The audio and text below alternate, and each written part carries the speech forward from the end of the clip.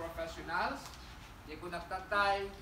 Balegi ni Allen, balegi mo dagiti naganak na.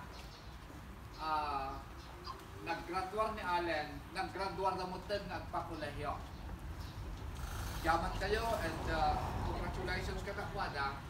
Nga mamatiak nga adumot dagiti pagyamanan da iti puso da Mr. and Mrs. Balino. Mabaling nga makunada, hindi nila nakayanan ito kapag walang tumulong sa kanila. Nanipon imay ta dito'y nakipagtrabaho iti Pamilya Ubidosa. Nagbalin mo din, numan pa inmatayo na di mawi. Kasla adan iti bilang da nga home away from home. Unay ma, datamon lang iti dal pinalbano. Kaya maraglag sa kanak magta makapaspasyanak mo dito sa San Antonio. Naandang special mo okasyon iti biyagda. Yaman kami, Sir Eddie, kapunta, inturing nyo ida nga pasat ti pamilyayo. Inturing nyo ida nga kapamilya. Inturing nyo ida nga kasmaysa kada kayo.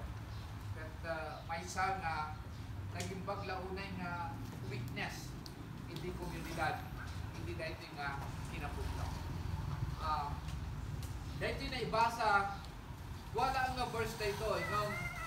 Subukan natin himayin. Of course, sinurang na ito ni Salmista David. Reflection ni Salmista, kada jay panakaawat na iti ayat ni Apo Dios ken kuana, ken kasanuna nga sinumbakan. Anya ti reaksyon na kada jay naindaklan nga ayat ni Apo Dios. So magpamanong nga banag, kahit kung kita dito, kuna na, the word agtalaka, I rely on you, kunana, on your constant love. Agtalaka, kitidang balbaliw mayat ko. Yan ba nagtalag? I-prescribe the Bible, ni Apo Jesus, babaw ni panagayat ni Apo Diyos. Hindi Domingo, kasali na ito in summarize ni Jesus Christ. Nagiging amin na laws, iti Old Testament. Iti dwalaon, ay ito si Apo at Diyos mo, iti amin na puso, iti amin na karabot, iti amin na pinsang.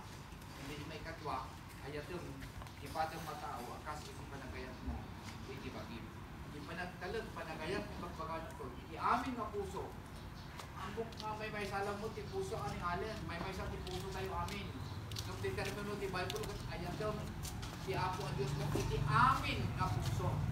Kaya nangaruga sa ulo dahil 100% nga panangitalag tayo kaya ni Apo Diyos kanang hindi amin kaniwanan.